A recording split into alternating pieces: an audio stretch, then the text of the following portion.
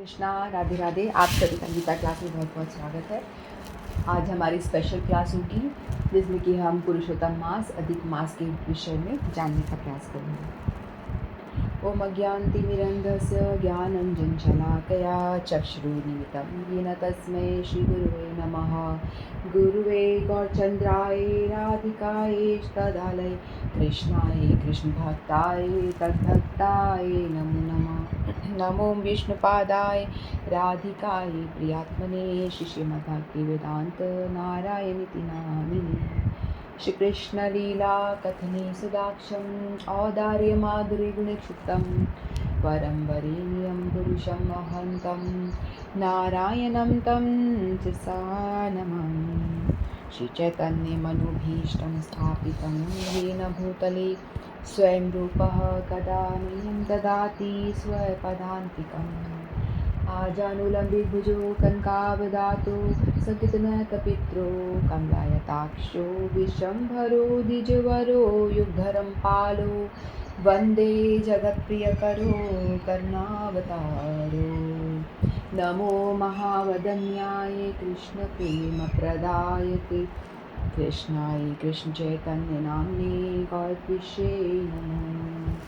हे कृष्ण करुणा सिंधो दीनबंधो जगत्पते गोपेश गोपिका कांत श्री राधा कांत नमस्ते।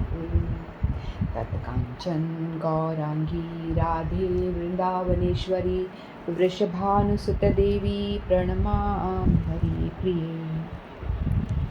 नीलाचल निवासाय नित्याय परमात्मने बलभद्र सुभद्राभ्यां जगन्नाथाय ते नमः। जय श्री कृष्ण चैतन्य प्रभो नित्यानंद श्री अद्वैत गदाधर शिवासादि गौर भक्त वृंद। हरे कृष्ण कृष्ण कृष्ण हरे हरे हरे राम राम राम हरे हरे। हरे कृष्णा कृष्ण कृष्ण हरे हरे हरे राम राम राम हरे हरे। मैं सर्वप्रथम अपने परम आराध्यतम गुरुपाद पद्म नित्य लीला प्रविष्ट विष्णुपाद अष्टोत्तर शत श्री श्रीमद्भक्तिवेदांत नारायण गोसाई महाराज जी के श्री चरणों में अनंत कोटि दंड प्रणाम करती हूँ। तत्पश्चात समस्त रूपानु गुरु परंपरा के चरणों में मेरा अनंत कोटि दंड प्रणाम। आप सभी को मेरा यथा योग्य प्रणाम स्वीकारो। हरे कृष्णा। तो आज हम एक विशेष क्लास कर रहे हैं जिसमें कि हम जानेंगे पुरुषोत्तम मास के विषय में। तो जैसा कि हम सभी को पता है कि पुरुषोत्तम मास आने वाला है जो कि प्रारंभ होगा 17 मई से और एंड होगा 15 जून को, एक महीना। तो इसको हम पुरुषोत्तम मास को हम अधिक मास के नाम से भी जानते हैं और मल मास के नाम से भी जानते हैं। तो प्राय लोगों को पता नहीं होता कि ये होता क्या है। तो हम लोग जो जुड़े हैं तो हम लोग निश्चित ही भाग्यशाली हैं और भगवान की कृपा हम पे है कि हम इस विषय में जानने का प्रयास कर रहे हैं। तो ग्रुप में इतने लोग हैं, वो लोग भी जुड़ते तो वो भी कुछ जान पाते और जानेंगे तो ही हम उसके विषय में कुछ करने के विषय में सोचेंगे, अन्यथा तो सवाल ही नहीं उठता। जैसे और महीना आता है वैसे ये भी आएगा और चला जाएगा। तो हम पे विशेष भगवान की कृपा है कि हम इसके विषय में जानने का प्रयास कर रहे हैं। हमारे अंदर एक उत्कंठा है कि जाने तो सही कि क्या है ये पुरुषोत्तम मास मल मास। तो हम लोगों को पता है एक तो इंग्लिश कैलेंडर होता है जो कि सूर्य सिद्धांत के हिसाब से है ना, जिसके विषय में तो हम लोग अच्छी तरह से जानते हैं, जिसको कि हम सोलर कैलेंडर भी कहते हैं। तो जिसमें कि 30 और 31 डेज होते हैं, जिसके बारे में हम सभी जानते हैं। जो जनवरी फरवरी मार्च अप्रैल जो हम जानते हैं, स्कूलों में पढ़ाया जाता है। 30 दिन 31 दिन होते हैं, ठीक है। तो एक साल में 365 दिन होते हैं, 365 डेज एक साल के अंदर होते हैं। लेकिन इसके अंदर भी क्या होता है कि वैसे 365 डेज एग्जैक्ट नहीं होते हैं। 365 डेज प्लस 6 आवर्स और कुछ मिनट सेकेंड्स भी होते हैं, मिनट एंड सेकेंड्स भी होते हैं, यानी लगभग 6 घंटा एक्स्ट्रा होता है। 365 डेज़ प्लस 6 आवर्स और कुछ मिनट एक्स्ट्रा होते हैं इसमें भी, इंग्लिश कैलेंडर में भी, जो कि हम लोग जानते हैं कि लीप ईयर होता है ना, हम लोगों ने स्कूल में पढ़ाई करी है कि हर 4 साल के बाद में लीप ईयर आता है। तो वो जो लीप ईयर होता है वो कैसे होता है, तो ये जो एक 365 जो डेज़ होते हैं ना, जो उसमें एक्स्ट्रा जो है 6 घंटा, लगभग 6 घंटा एक्स्ट्रा हर साल में जो होता है, तो ये 4 साल में जाकर के क्या होता है कि एक दिन के अप्रॉक्स हो जाता है एक्स्ट्रा। तो उसको बराबर करने के लिए 4 साल के बाद 1 साल एक्स्ट्रा, एक दिन एक्स्ट्रा होता है, उसको हम लीप ईयर कहते हैं, जिसके विषय में हम सब ने स्कूल में पढ़ाई करी है। तो फरवरी के महीने में उसको ऐड कर दिया जाता है। वैसे 28 दिन होते हैं, फिर जो लीप ईयर होता है उसमें 29 डेज़ होते हैं, जो हम सब जानते हैं, ठीक है। लेकिन उसी तरह से तो एक होता है चंद्र सिद्धांत। चंद्र सिद्धांत के अकॉर्डिंगली जो कैलेंडर होता है वो हमारा हिंदी जो पंचांग होता है ना, वो है, ठीक है। तो वो उसको कहते हैं लूनर कैलेंडर, जो कि चंद्र सिद्धांत पे आधारित होता है। तो इसमें जो देखते हैं तिथि, हम लोग क्या कहते हैं, अमावस्या, पूर्णिमा, एकादशी, चतुर्दशी, त्रयोदशी, इसके अकॉर्डिंगली तिथियाँ देखी जाती हैं। और ये जो होता है हर बार सेम नहीं होता है तिथि के। हम लोग जो कैलेंडर इंग्लिश के अकॉर्डिंगली हमारे बर्थडेज भी आते हैं, तो वो उसी दिन को हम फॉलो करते हैं, है ना। जो जिस दिन पे पैदा होता है, जिसका बर्थ होता है, उसी दिन हम सेलिब्रेट करते हैं। लेकिन जो तिथि के अकॉर्डिंगली होता है वो हमारा जो हमेशा सेम नहीं होता है ना। किसी का उस तिथि पे पड़ रहा है, लेकिन यहाँ तक कि हम रामनवमी तिथि वगैरह भी हम फॉलो करते हैं, जन्माष्टमी, रामनवमी, कोई पर्टिकुलर डेट पे तो आती नहीं है, तिथि के अकॉर्डिंगली वो डेट सेम हमेशा होती नहीं है, तो आगे पीछे होता रहता है ना। तो ये चंद्र सिद्धांत के अकॉर्डिंगली जो तिथि के हिसाब से जो कैलेंडर होता है, इसमें जो डेज़ होते हैं ना वो 29.5, यानी 29.5 डेज़, यानी 29.5 डेज़, यानी 29.5 डेज़ होता है। एक महीने में इतने दिन होते हैं, ठीक है। तो एक महीने के अंदर इतने दिन होते हैं, तो लगभग 1.5 दिन कम हो गए इंग्लिश कैलेंडर के हिसाब से, 1.5 दिन कम हो गया। या कुल मिला के अगर निकालेंगे तो डिफरेंस एक साल के अंदर 11 दिन का होता है, अप्रॉक्स 11 दिन 6 घंटा, इतना डिफरेंस आता है। यानी एक साल के अंदर अकॉर्डिंग टू लूनर कैलेंडर, चंद्र सिद्धांत के हिसाब से जो कैलेंडर होता है ना, उसको यदि हम फॉलो करते हैं तो उसमें क्या होता है, एक साल के अंदर 11 दिन 6 घंटे का डिफरेंस हो जाता है, एक्स्ट्रा दिन हो जाते हैं। तो सोलर कैलेंडर और लूनर कैलेंडर, इन दोनों का जो डिफरेंस है वो इतना हो जाता है, 11 डेज एंड 6 आवर्स, ठीक है। तो चंद्रमा और सूर्य की गति के कारण ये होता क्यों है, चंद्रमा और सूर्य की गति के हिसाब से ये होता है कैलकुलेशन जो है, 11 दिन 6 घंटे बच जाते हैं। जो ये एक्स्ट्रा बच जाते हैं ये 2 साल 8 महीना 16 दिन और 4 घंटे, यानी लगभग मान लो 2.5-3 साल, कभी 2.5 साल में मलमास आता है, कभी 3 साल में आता है, तो लगभग 2 साल 8 महीना 16 दिन या 4 घंटे कैलकुलेशन के हिसाब से, तो इतने दिन के बाद में 1 महीना एक्स्ट्रा बच जाता है, ठीक है। तो हर महीने के 11-11 दिन निकाल रहे हैं, तो ऐसे करके 2-2.5 साल के अंदर 1 महीना पूरा एक्स्ट्रा निकल जाता है, एक्स्ट्रा, ठीक है। तो इसीलिए एक्स्ट्रा निकल रहा है, तो इसीलिए अधिक निकल रहा है ना। तो ये अधिक निकल रहा है हर महीने में से, तो इसीलिए इसको अधिक मास का नाम दे दिया गया, या शेष मल मास का नाम दिया गया है। मल मास का मतलब क्या होता है, हम लोग सुबह सुबह वॉशरूम में जाते हैं ना मल त्यागने, तो मल कितना घृणित है, मल यानी एक्स्ट्रा फालतू जो चीज़ें है उसको निकालो। तो उस तरह से महीने के भी जो एक्स्ट्रा बच जा रहे हैं, 1.5 दिन बच रहे हैं, और एक साल के अंदर 11 दिन तो वो एक्स्ट्रा हो गए, उसको मल मास का नाम दे दिया गया कि महीने का जो बचा कुचा शेष है वो मल मास।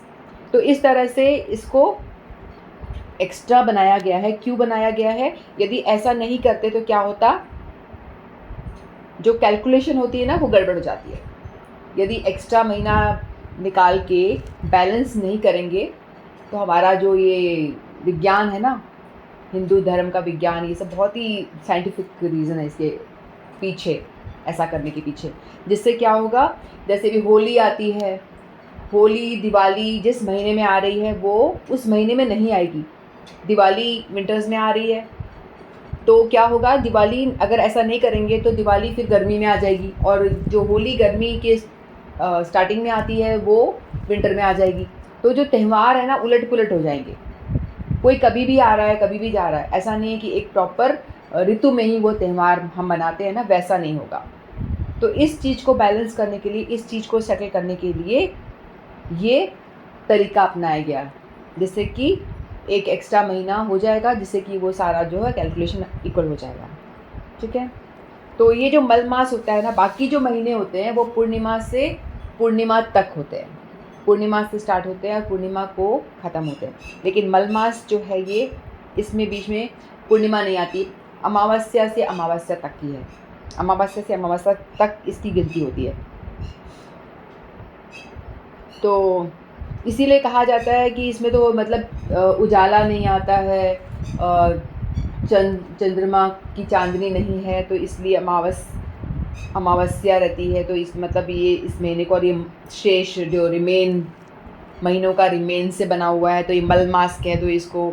तो हर एक महीने की क्या होता है कि अधिष्ठात्री देवता होता है, हर महीने का पर्सोनिफिकेशन होता है। जैसे कि हम कार्तिक मास के विषय में सुनते हैं ना, तो कार्तिक मास की जो अधिष्ठात्री देवी है तो वो राधा रानी स्वयं। हम लोग कार्तिक मास तो हमने लास्ट ईयर भी फॉलो किया था, आप सब लोग हमारे साथ में थे, है ना।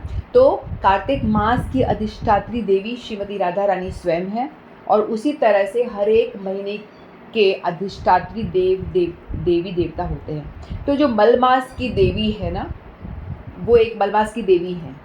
तो सभी लोगों ने, जो बाकी मास के जो देवी देवता हैं, तो उन्होंने मल मास को ऐसे बोला कि देखो तुम तो घृणित हो, इस महीने में कोई भी अच्छा काम नहीं होना चाहिए, और कोई शुभ कार्य नहीं होते, ना कोई गृह प्रवेश नहीं होता, कोई शादी ब्याह नहीं होता, कोई शुभ कार्य का प्रारंभ नहीं होता। तो तुम्हारा जो बहुत मतलब सुनाते हैं, उनको कुछ उल्टा सीधा बोलते हैं। तो जो मल मास की देवी हैं, अधिष्ठात्री देवी, वो रोने लग जाती हैं, कहती कि भाई मुझे बनाया ही क्यों है। भगवान से प्रार्थना करती हैं कि मैं अपने आप तो हुई नहीं, मुझे आपने ही बनाया है। इस सृष्टि में ऐसा कुछ भी नहीं है जो आपकी इच्छा के बिना हो, है ना। आपकी इच्छा से सब कुछ हो रहा है, और आपके बिना तो पत्ता भी नहीं हिल रहा। तो फिर मैं ऐसा इतना तिरस्कार क्यों सहूँ, मुझे क्यों सहना पड़ रहा है इतना ज़्यादा। सभी मुझे कहते हैं कि तुम्हारा महीना एकदम घृणित है, मलमास कह के मुझे बोल रहे हैं, तो मुझे मतलब बुरा लगता है। तो वो रोने लग जाती है। फिर रोते रोते भगवान विष्णु जी के पास में आती हैं। तो विष्णु जी, ऐसा वर्णन शास्त्रों में आता है। तो जो भगवान विष्णु है ना, अक्सर लोगों के मन में ये भ्रांति होती है कि भगवान कृष्ण विष्णु से प्रकट हुए हैं। लेकिन हम तो भगवद गीता पढ़ रहे हैं, हमने तो अच्छी तरह जान लिया, समझ लिया कि कृष्ण से ही 3 विष्णु प्रकट होते हैं। तो यहाँ पे भी ये चीज़ कंफर्म होती है कि जब मलमास की जो देवी हैं वो रोते हुए भगवान विष्णु के पास जाती है, विष्णु जी कहते हैं कि मेरे पास इसका सोल्यूशन नहीं है, चलो हम गोलोक धाम चलते हैं, भगवान कृष्ण से इसके विषय में डिस्कशन करेंगे। तो वहाँ वो जाते हैं, फिर गोलोक जाते हैं, विष्णु जी लेकर के जाते हैं, और वो जो उनकी देवी हैं वो रो रही होती है, सुबह सुबह के रोती जाती हैं। तो गोलोक धाम में वहाँ पहुँचती हैं, तो भगवान कृष्ण बोलते हैं, कौन है जो यहाँ पे रो रहा है?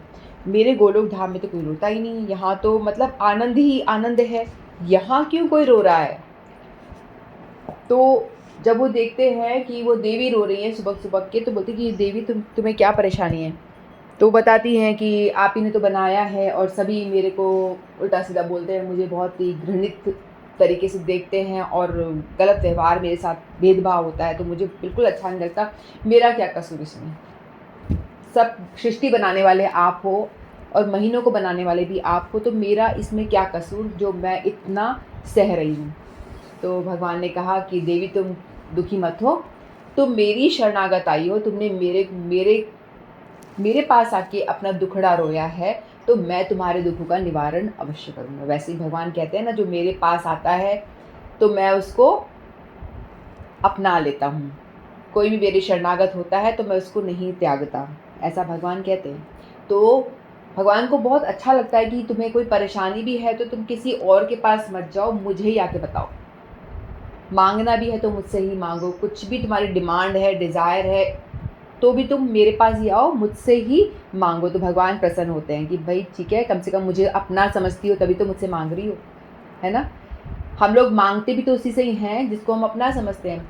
हम पड़ोसी से थोड़ी कुछ मांग लेंगे, अपने माता पिता से बच्चा मांगेगा या अपने पति से मांगेंगे, जो अपने होते हैं उन्हीं से मांगा जाता है। तो भगवान के पास आके आप मेरे पास आई हो अपना समझ करके, मुझे अपना पति समझ करके मेरे पास में आई हो और मुझसे तुम मांग रही हो, तो तुम मेरी पत्नी घोषित मैं करता हूँ तुम्हें। तो पत्नी के पास में पति का सब कुछ पत्नी का होता है। पति यदि बहुत प्रॉपर्टी है, धन दौलत है, तो वो सारा पत्नी के अब ऑटोमेटिकली ट्रांसफ़र हो जाता है, पत्नी का हो जाता है सब कुछ, है ना। तो भगवान कहते हैं कि तुम मेरी शरणागत हो तो मैं तुम्हें अपनी शरण में लेता हूँ। आज से जो मेरा वो तेरा, जो कुछ मेरा है वो सब तेरा, यहाँ तक कि जो मेरा नाम है पुरुषोत्तम, है ना। भगवान का नाम क्या है? पुरुषोत्तम। पुरुषोत्तम का मतलब क्या होता है? जो समस्त सभी पुरुषों में जो श्रेष्ठ है वो है पुरुषोत्तम। तो भगवान ने बोला कि मेरा नाम पुरुषोत्तम है, तो आज से इस महीने का नाम भी मैं देता हूँ पुरुषोत्तम मास। और जो लोग इस महीने के विषय में कुछ घृणित बात करेंगे, उल्टा सीधा बोलेंगे, तो उनको नरक का भागी होना पड़ेगा, क्योंकि मैं तुम्हें वो सारा पावर दे रहा हूँ, जो मेरे पास में जो पावर है वो सारा का सारा पावर मैं तुम्हें प्रदान करता हूँ। तो इस तरह से उनको शरणागत हुई जो देवी थी इस मास की, उनको ये वरदान भगवान ने दिया कि आज से तुम्हारा जो मास है वो स्पेशल होगा। इसको पुरुषोत्तम मास के नाम से जाना जाएगा, अधिक मास के नाम से भी जाना जाता है, क्योंकि इसमें अधिक जो हर महीने का शेष अधिक रह जाता है वो सारा मिलके अधिक जब ऐड करते हैं तो वो एक मास बन जाता है। तो इसीलिए इसको अधिक मास कहा जाता है, पुरुषोत्तम मास, क्योंकि भगवान ने इसको अपनाया और अपना नाम दिया, इसलिए पुरुषोत्तम मास। और मल मास तो था ही पहले नाम इसका, इस तरह से इन नामों से जाना जाता है। तो भगवान ने इसे अपना लिया, इसकी वजह से इस मास की महिमा जो है बहुत बढ़ गई, बहुत बढ़ गई। यानी पूरा पावर भगवान ने अपना सारा जितना पावर है सारा इस मास में दे दिया। और बताया भगवान ने कि इस मास में जो भी तपस्या करेगा, जो भी साधन करेगा, कुछ भी भक्ति युक्त कर्म करेगा, उसको बहुत ज़्यादा, मतलब कहते हैं कि 1000 जन्मों का फल मिलेगा। यानी 1000 बार आप जन्म ले लोगे, 1000 बार जन्मों में आपने जितने पाप किए होंगे वो सारे पाप नष्ट हो जाएंगे यदि आप कोई तपस्या व्रत करोगे तो इस मास का जो महत्व है बहुत ही अधिक बताया गया है। तो वैसे तो कोई सांसारिक कार्य तो होता नहीं है ना, तो इसमें ना कोई शादी ब्याह होगा, ना कुछ और शुभ कार्य, कोई मुहूर्त होगी, कोई नया बिजनेस कोई स्टार्ट होगा, कुछ भी शुभ कार्य इसमें होगा नहीं। तो भगवान ने बोला कि पूर्णतया आप सांसारिक कामों से निवृत्त हो, क्योंकि आपको कोई लोकाचार्य निभाना नहीं है, यहाँ इनके शादी में जाना है, इधर वहाँ जाना है, ये करना है, इसी में हम पड़े रहते हैं ना, इसकी शादी उसकी शादी, वहाँ अटेंड करो वहाँ अटेंड करो, यहाँ वो मुहूर्त चलता रहता है, कुछ ना कुछ शुभ कार्य होता रहता है संसार में। तो ये सब कुछ होगा नहीं, तो आप टोटल फ्री हो एकदम, कहीं जाने आने का काम नहीं। और जाना है तो कहाँ जाएंगे आप? धाम जाएंगे। अगर इस टाइम पे यदि आप धाम में जाते हैं और धाम में पवित्र नदियों में स्नान करते हैं तो उसका भी अनंत गुना फल मिलता है। तो कई बार ऐसे लगता है ना कि क्या है, जब देखो कभी मेरी बेटी तो हमेशा मुझे ऐसे बोल देती है, आप क्या है ये ऐसी हर बात पे एकादशी करो इतना फल मिलेगा, आज ये तिथि आ गई ये करो इतना फल मिलेगा, रामनवमी करो इतना फल मिलेगा, हमेशा यूँ ही ऐसे ही बोलती रहती हूँ। मतलब ऐसा नहीं है, जो शास्त्रों में ऐसा बताया गया है हम तो वही सुन के बोल रहे हैं। मैं कोई जो बोल रही हूँ, मैं अपने आप से कुछ नहीं बोल रही, मैं तो सिर्फ अनुकीर्तन करने का प्रयास कर रही हूँ, वैष्णवों के मुख से सुन करके उसी चीज़ को दोहरा रही हूँ सिर्फ, है ना। तो और मेरा अपना इसमें कुछ भी नहीं। तो इसीलिए हम लोगों को ऐसी अश्रद्धा नहीं करनी चाहिए। हम जो लोग सोचते हैं ना कि अतिशयोक्ति है, तो कुछ ज़रूरत से ज़्यादा ही बढ़ा चढ़ा के बोल देते हैं। जो ऐसा विचार करेगा, जो मेरी महीने में अश्रद्धा दिखाएगा कि कुछ नहीं है ऐसा, कोई अधिक मास, पुरुषोत्तम मास, कुछ फालतू बातें सब ऐਵੇਂ बढ़ा चढ़ा के बोलते रहते हैं, कुछ भी नहीं है ऐसा। जो इस तरह बोलेगा तो वो नरकगामी होगा, ऐसा बताया गया है। तो इसी से रिलेटेड एक कथा आती है। द्रौपदी ने और जो पंच पांडव थे, इनको अज्ञातवास हुआ था, वनवास 12 साल का और 1 साल का अज्ञातवास हुआ था। 13 साल का उन्होंने वास किया था वन में। तो द्रौपदी का चीरहरण हुआ, है ना। द्रौपदी ने पूछा भगवान कृष्ण से कि हे केशव, आप मुझे बताओ कि जो भी कुछ होता है हमारे कर्मों का फल होता है, यानी इवन हमारे पैर में कांटा भी चुभ गया है तो वो भी प्लान्ड है। ऐसा नहीं होता है कि हम लोगों को एवं ही कोई कांटा चुभ गया हो।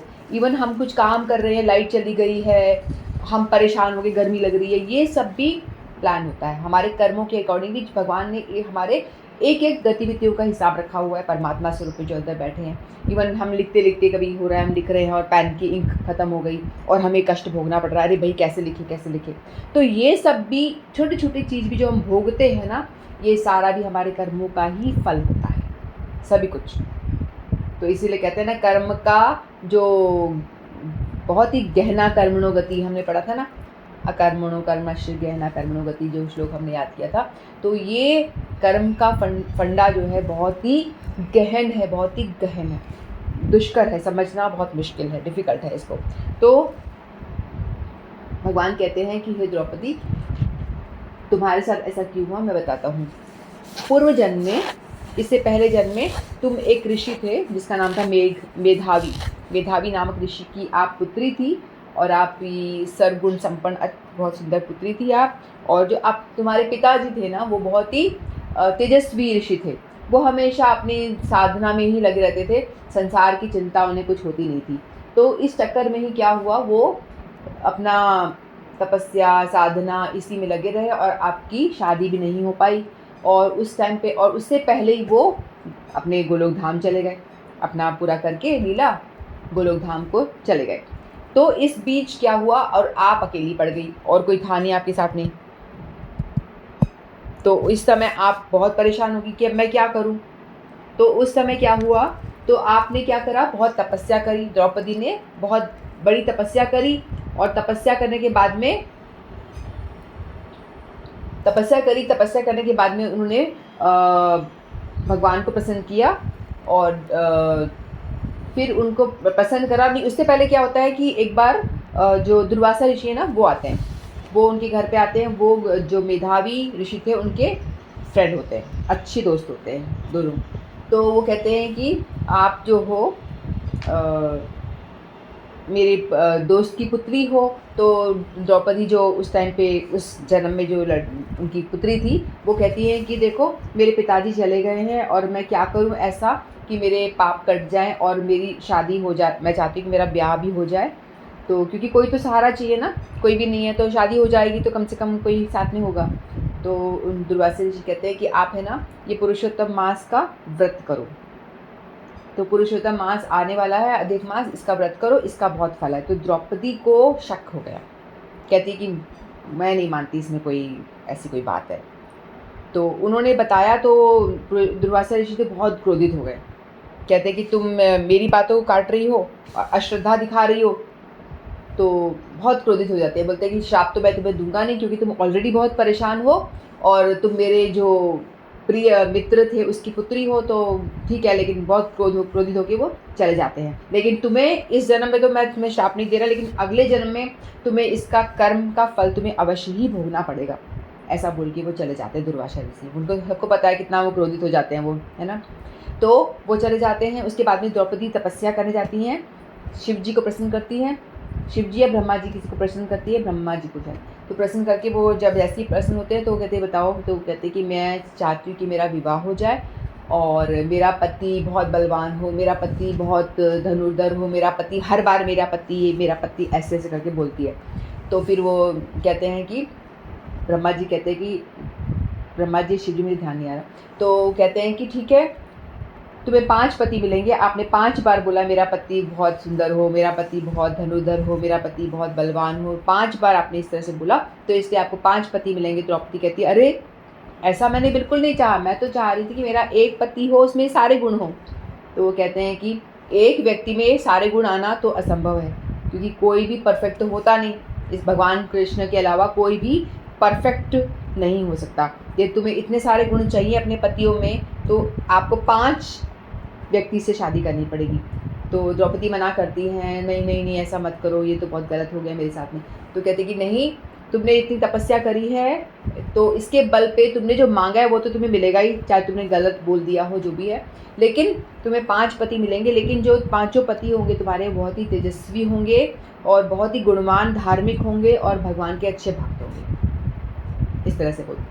तो इस तरह से द्रौपदी की 5 पतियों से शादी होती है। और द्रौपदी का चीरहरण भी इसीलिए होता है क्योंकि उन्होंने पुरुषोत्तम मास का व्रत नहीं करा और इसके प्रति अश्रद्धा दिखाई। ऐसी बहुत सारी कथाएं आती है शास्त्रों में कि जिन जिन ने अश्रद्धा दिखाई पुरुषोत्तम मास पे, तो उनका बहुत मतलब उनको भोगना पड़ा। तो इसीलिए द्रौपदी को भी भोगना पड़ा। तो हम लोगों को चाहिए कि हम पुरुषोत्तम मास हमारे सामने आया है, उपस्थित होने वाला है 17 तारीख से, तो हम लोग भी कुछ ऐसा नियम ले लें। तो इसमें कोई ऐसा कोई ख़ास अलग नहीं है, जैसे कि कार्तिक मास में हम लोग फॉलो करते हैं ना, दीपदान करना, वो इसमें भी करते हैं। दीपदान करो दोनों टाइम। फिर उसके बाद में गंगा नदी या पवित्र नदियों में जाकर स्नान करो, तीर्थ याटन करो, ग्रंथ पढ़ो और भगवान की पूजा आराधना करो। तो ये सब चीज़ें ही जो कार्तिक मास में हम करते हैं। कुछ त्याज्य वस्तुएं भी हैं, जैसे कार्तिक में बैंगन नहीं खाना, जो कर सकता है वो करे, जिससे हो पा रहा है मैं करूं। मतलब हम ऐसा ही नियम ले जो हम फॉलो कर सकें, जो हमें लगता है कि हम कर पा रहे हैं। जैसे कार्तिक में भी हम वही करते हैं ना, बता दिया जाता है ये करना चाहिए, ये करना चाहिए, ये करना चाहिए, करना चाहिए, सब कर सको तो बेस्ट कर लो भाई। नहीं कर पा रहे हो तो कम से कम प्रयास करो कि कुछ तो करें। कम से कम इस महीने को प्रणाम जरूर करें। अधिक मास आया है तो अपनी अश्रद्धा ना दिखाएं, श्रद्धा व्यक्त करें कि हम अधिक मास, जो पुरुषोत्तम मास है, भगवान कृष्ण ही इसके अधिष्ठात्री देव हो गए। एक तरह से भगवान कृष्ण का मास हो गया ना, तो भगवान कृष्ण को ही समर्पित ये मास हो गया, क्योंकि देवी उन्हीं से जुड़ी हो गई है ना। तो इसीलिए भगवान कृष्ण की प्रसन्नता के लिए हमें जो कुछ करना चाहिए वो सब कुछ करना है। तो भगवद गीता का जो 15वां अध्याय है पुरुषोत्तम योग है। तो पुरुषोत्तम योग, नाम ही पुरुषोत्तम योग है, तो इस अध्याय का पाठ करना चाहिए। हालांकि हमारा तो अभी 12वां अध्याय चल रहा है, तो भी कोई बात नहीं, भगवद गीता ही तो है ना, भगवान की वाणी है, ग्रंथ अध्ययन कर रहे हैं तो वो भी बहुत बढ़िया है।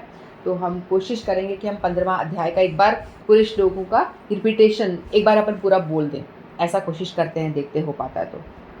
फिर इसमें हमें कई अष्टकमों का पाठ करना चाहिए, जैसे कि नंदनंदाष्टकम है, चौराष्टकम बहुत सुंदर अष्टकम है भगवान कृष्ण की लीला के ऊपर, वो अपन पाठ कर सकते हैं। शिक्षाष्टकम भी भगवान चैतन्य महाप्रभु का अपना चल रहा है, वो समाप्त हो जाएगा तो उसके बाद में हम चौराष्टकम ले लेंगे या नंदनंदाष्टकम ले लेंगे। ऐसे कोई ना कोई अष्टकम हम एक दिन चौराष्टकम ले लेंगे, एक दिन नंदनंदाष्टकम लेंगे। इस तरह से अपन कंटिन्यू करेंगे अपने इस क्लास में भी, जिससे कि हमारा संकल्प पूरा हो पाए।